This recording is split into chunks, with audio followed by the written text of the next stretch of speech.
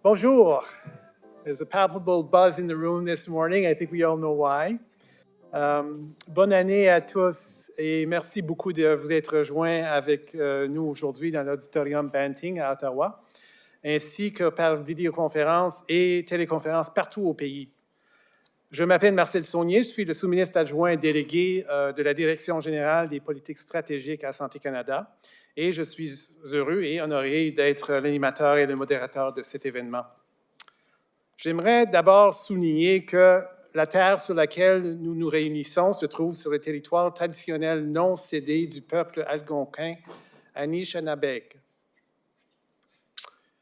Before we get started, I would like to pause for a moment to recognize that Canada is in mourning today after yesterday's terrible crash of Ukrainian International Airlines flight PS 7526. As you know, that plane was carrying 176 passengers, many of whom were traveling to Canada, including 63 Canadians. Today, we join all Canadians in remembering the victims and offering our condolences to their friends and families. Please join me in a moment of silence. And now, moving to something a little bit more uplifting. The new year started off on a very promising note for the health portfolio when we received a generous offer and invitation from the Canadian Space Agency to have astronaut David Saint-Jacques speak to Health Canada and the Public Health Agency employees. We are really thrilled for this opportunity and are looking forward to today's conversation. Le Dr Saint-Jacques parlera du lien entre la santé spatiale et la santé terrestre, et nous pourrons ensuite lui poser des questions. We have a few different ways that you can ask your questions. If you're here in the Banting Theatre, you can come to an aisle microphone. There are two here. Or if you're a bit more shy or participating virtually, you can submit your questions using Slido. The information on how to participate using Slido is on the screen to the left of the, or to my left here. And just basically type sli.do on your browser and enter the code, which is Q653. We're ready and waiting for your questions. Alors, sans plus tarder, j'invite notre sous-ministre, le Dr Stephen Lucas, à présenter le Dr Saint-Jacques.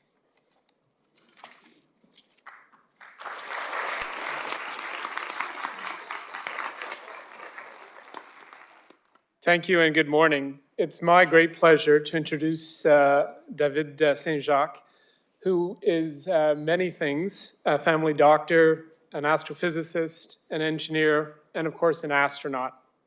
When Jennifer Hollington and I got a message a few days ago from a colleague at the Canadian Space Agency asking if we'd be interested, just on short notice, to have Dr. Saint-Jacques come and speak with us and be in a conversation with us this morning, we took about a millisecond to respond. So thank you for the offer and thank you for the extraordinary turnout. We have a packed room here. It's sold out in minutes. And colleagues joining us from across the National Capital Region and across the country by video conference and teleconference. So you're very well known Canadian. Pour ceux d'entre vous qui connaissent moins bien notre conférencier, je dois d'abord dire que sa mission à la Station spatiale internationale, qui s'est terminée en juin dernier après plus de 200 jours, a établi le record de la plus longue mission spatiale canadienne à ce jour. La biographie de Dr Saint-Jacques est fascinante et je n'ai pas l'intention d'entrer dans les détails. Après tout, nous sommes ici pour l'écouter. That said, I was especially inspired by what I've taken from his various roles, as I noted. As a doctor practicing medicine in a remote Inuit community in northern Quebec, or Nunavik, and that's the one thing I have in common with David Saint-Jacques. I worked up there myself as a geologist a number of years ago. He learned how to solve complex problems with limited resources.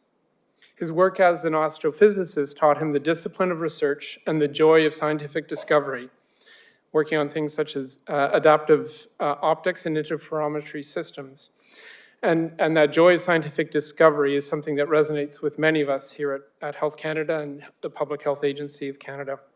And as an engineer, he discovered the satisfaction of finding solutions to practical problems, including the design of radiological equipment for angiography.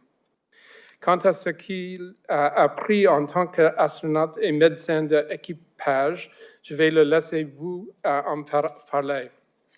I'm as excited as all of you to hear about his experiences in the International Space Station, the many experiments he and his fellow astronauts undertook, and how Canada is helping to advance our understanding of health in space. So without further ado, please welcome me in welcoming Dr. David Saint-Jacques to the stage.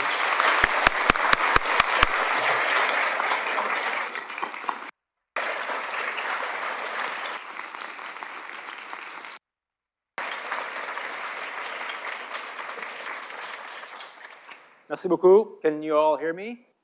Oui, d'accord.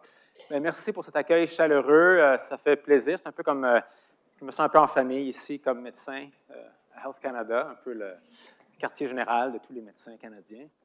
Et donc, on va faire une petite présentation pour vous expliquer un peu c'est quoi la mission, puis aussi les liens qu'il y a entre les activités de l'Agence spatiale canadienne et ce que vous faites, parce qu'il y en a plusieurs. Donc, si vous êtes prêts, let's go on a little trip. So this is how I started. This is what I was doing before being an astronaut. I was a family doctor, one of those, single shop stop guys up in the Arctic, jack of all trade, working closely with the super nurses and the bush pilots and the very little staff and the first responders, taking care of Inuit communities. That taught me a lot about teamwork and all that. But as most people, what I really learned that led me to be an astronaut, I learned much earlier, and this is how I started. and so we all start like that, right? J'avais 6 ans, et je savais rien, mais j'avais des rêves. J'avais des rêves. Et c'est nos rêves qui nous mènent, qui nous guident. Et peut-être qu'on s'y rend jamais, ça c'est pas grave, mais la valeur d'un rêve, c'est que ça nous donne une direction. On fait un pas, et puis 2 pas. Et puis on devient quelqu'un, quelque chose nous arrive. Donc j'ai commencé comme ça, comme tout le monde. Et j'ai fait ma présentation, j'en ai plusieurs versions. Avant, j'en avais plusieurs versions, une pour les enfants, les petits, les moyens, les grands, les adultes, les gens sérieux. Là. Puis une fois, j'ai fait une erreur dans ma clé USB, puis j'ai monté la présentation des enfants à des adultes. Et puis c'était un hit. Fait que j'ai jeté toutes les versions, puis je garde juste la présentation pour enfants maintenant. Donc c'est ça à quoi vous allez voir. Alors j'étais un petit garçon rêveur, and this was a big source of daydreaming for me. And of course, even as a child, this is the Earth, but, Daddy, where's the photographer? Well, he's actually on the moon. And even when you're 5 or 6, the moon is far away. It's obvious. And so this has been such a powerful source of motivation for me. I didn't think I could be an astronaut, really. I mean, there were no astronauts anyway in Canada back then. But it has compelled me to become an explorer, to become a scientist, to travel, to stay fit, to become a responsible, trustworthy adult whom we can give missions to. And that has been my little guiding principle in life. I want to understand everything.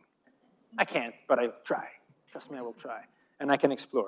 Ça a été vraiment ma motivation très forte, l'espace, comme une obsession. Sans jamais penser que je pourrais y aller, mais c'était un peu mon guide. Et de fil en aiguille, plein de choses me sont arrivées jusqu'à ce qu'un jour, effectivement, I did go to space. And it's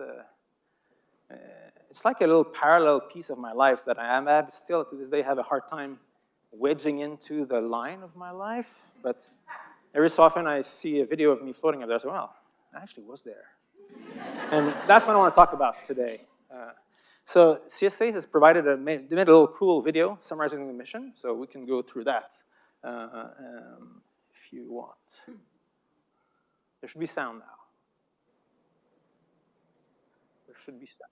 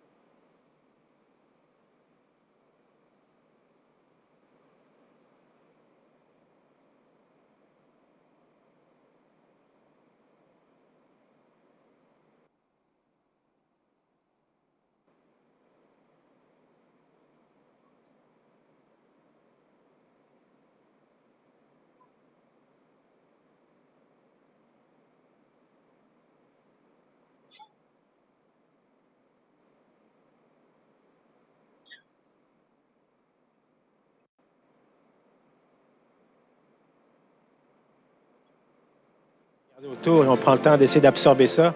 Honnêtement, je suis sûr que ça va me prendre encore des semaines, des mois, peut-être des années à vraiment absorber l'expérience. He controlled Canadarm2 to capture SpaceX's Dragon cargo ship. Bienvenue à bord, Dragon. Welcome on board, Dragon.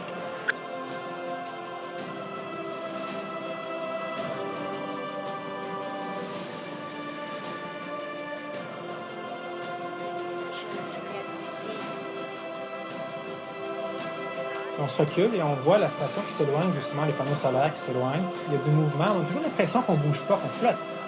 Ça nous fait penser un peu à l'impact peut-être qu'on ressent à une collision en voiture. C'est vraiment un arrêt brusque. La vague est très forte, cette vague énorme qui m'a amené jusqu'ici. C'était tout un voyage. Je suis juste complètement abasourdi. It's very touching and it's very humbling and it makes you want to go back to Earth and help make it better.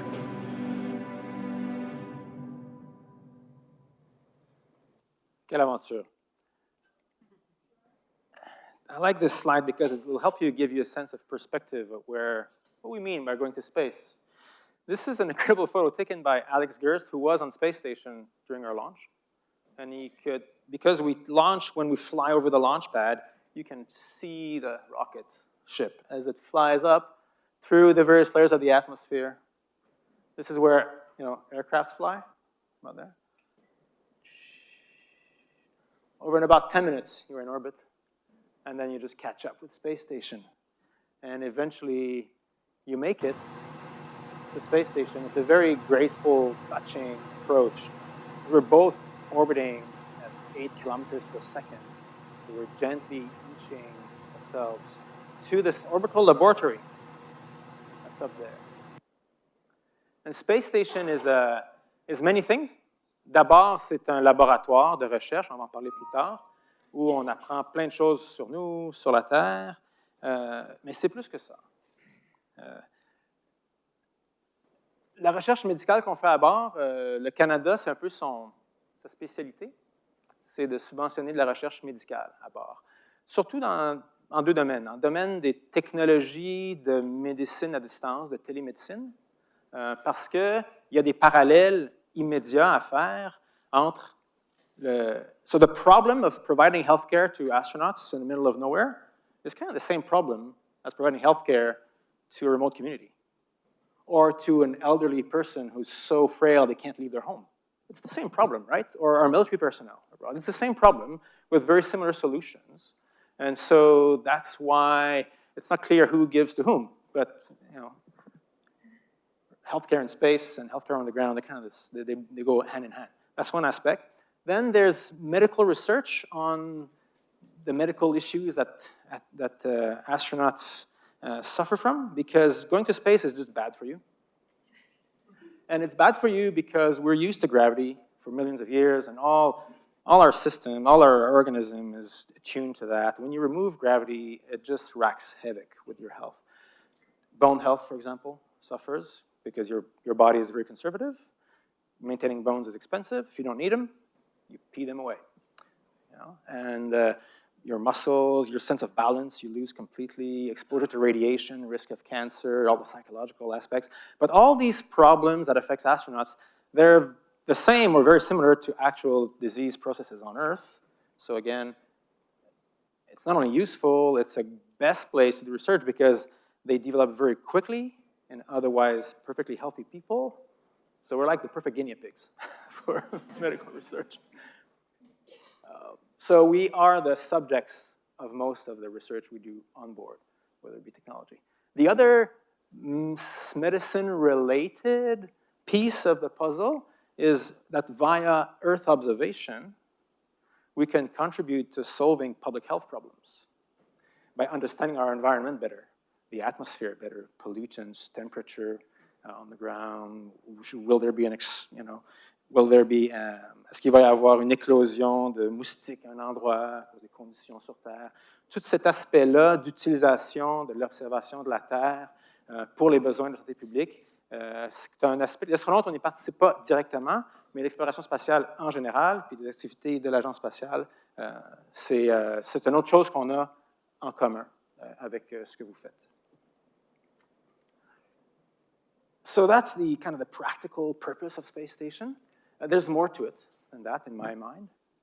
First, this is a miracle of technology that's been built by a concert of nations, including Germany, Japan, Russia, the United States. Hey, I mean, they haven't always collaborated, and they don't always do.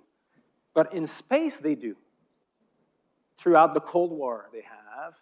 Space is like one of the few of those arenas where les êtres humains sont un peu plus sages et travaillent ensemble. Et ça, je suis très fier, comme astronaute, de participer à cet environnement-là où on se parle. C'est comme si on se tenait sur un petit pont fragile qui reste entre les pays, des fois, qui est dans l'espace. So, international collaboration is a big piece of it. The other piece of it is environmental consciousness. So, here's this marvel technology that, because of a lot of maintenance and careful thinking, keeps alive 6 people in the deadly vacuum of space. But what's behind? Mother Earth keeps billions of us alive in the deadly vacuum of space. And that view of the Earth from space is so endearing and so powerful. It's, I couldn't get my eyes of it. All around you is the death of space. It's just empty, cold vacuum. The moon is a rock. The sun is a ball of fire. And here's the Earth. It's like unbelievable. Unbelievable how it's alive. It's breathing. It's glowing blue. There's these clouds, oceans, forests.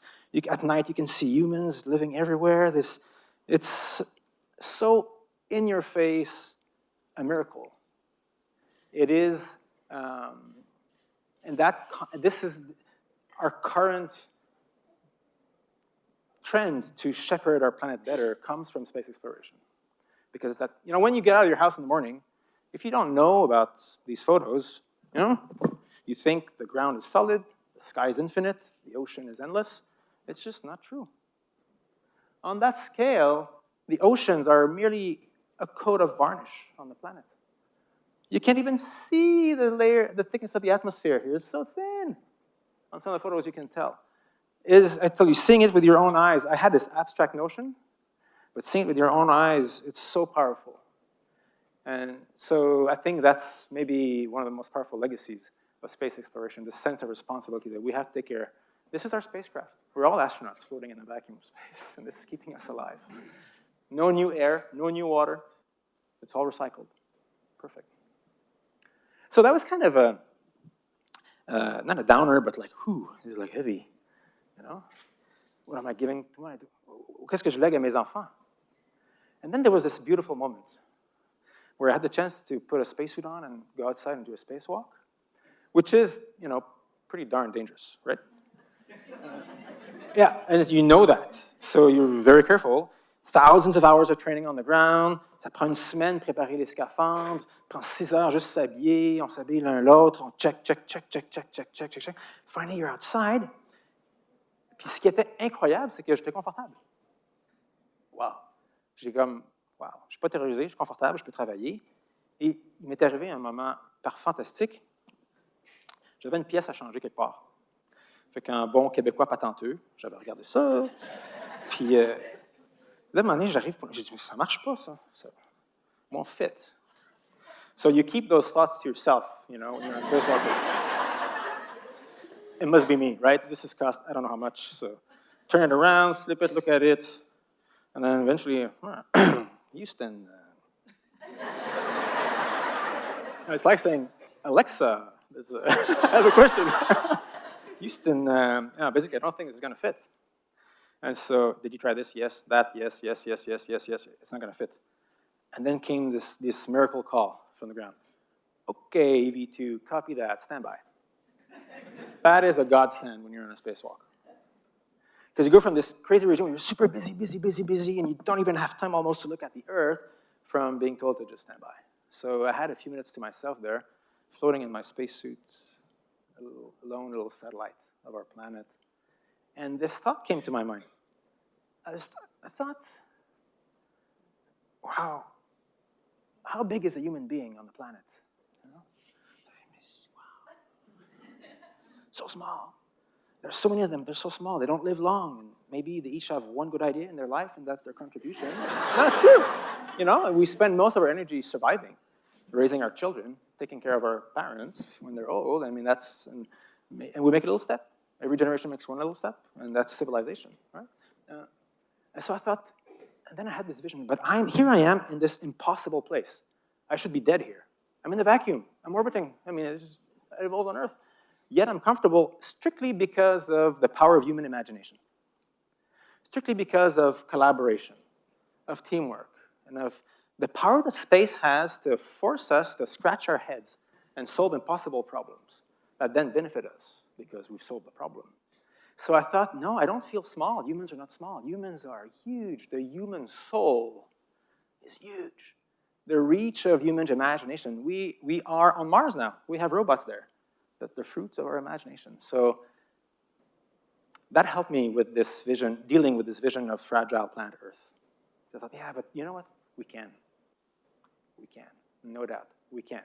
We can when we decide to work hard and work together. There's just no limit to what we can fix. So that has made me come back to Earth convinced, reassured that, yeah, we can do it.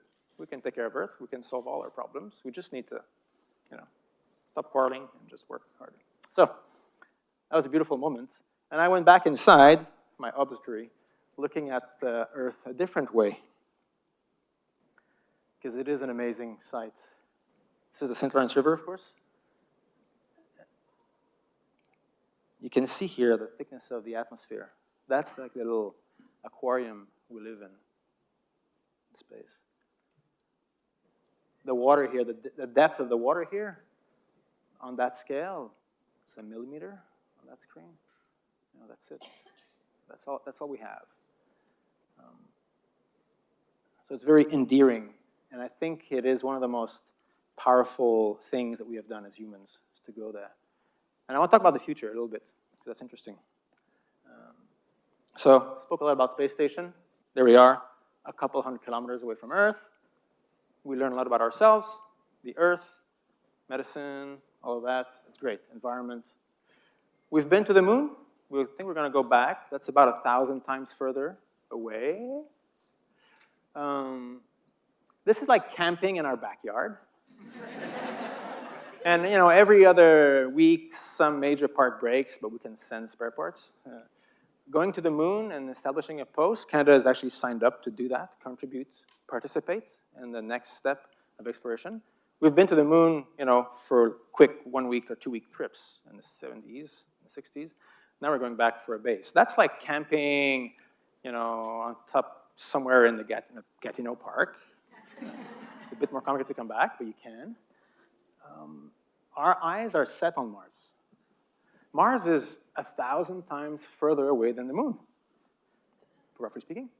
So it's another level of difficulty. We're not ready to do that. If I summarize the challenges, we need to figure out how to recycle water and air perfectly, because we can't go there with bottles of water, and it's just not going to work. So that's going to help us on Earth. That's the excuse to fix that problem. We need to become the masters of energy production and management. Otherwise, you can't come back from Mars. Many health problems. The risk of cancer on these long trips is huge. Psychological issues. I mean, name it. It's so bad for your health to go there. If we want humans to survive there, we need to fix several major medical puzzles. And then international collaboration. We're going to go there as a species. And so it's an excuse, I think, to make our kids dream about a better world in ways that are actually very, very useful. And that's kind of the legacy of the space program. It's always done that. I like this little example. This is the Apollo command module navigation computer, like their GPS unit, for which they had to invent what has now become computers. That was the first compact computer. And the ancestor of all our computing technology was designed for the excuse of going to the moon, which was you could have seen as a completely ludicrous, irrelevant purpose, but no. Look at what it has. Just space does that. Ça motive les meilleurs, les plus brillants, les plus curieux à résoudre des problèmes. Impossible. Après ça, tout le monde en bénéficie. Je vais finir avec juste parler de la gang parce que je suis très fier des deux nouveaux. Jeremy, vous connaissez, qui a été engagé en même temps que moi il y a 11 ans maintenant, qui est c'est lui qui a été le chef de la classe des astronautes actuels. Et les deux nouveaux Canadiens, Jenny et Josh, ils graduent vendredi de leur cours d'astronaute. On va en entendre beaucoup parler dans les prochaines années. I want to finish with just a little video because I think it's very beautiful of the Earth seen from space at night. And you'll see cities, lightning, and the beautiful auroras seen from above. And if you're good at geography, you can try to guess where we are. Can we dim the lights in the room for this part?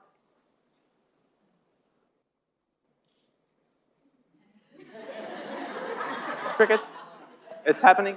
Let's go.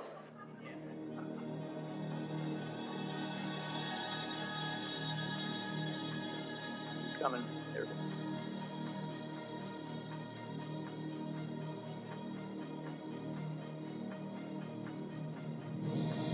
You can clearly see the atmosphere here, on top of the stratosphere.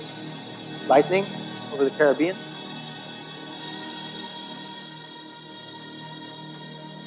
Fishing boat.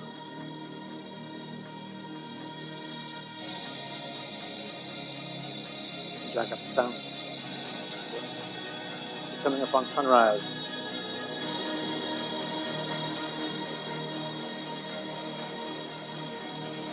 Solar panels station. Florida. Cuba.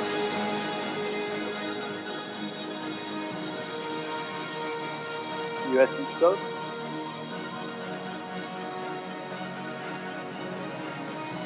France, Germany, Italy, here.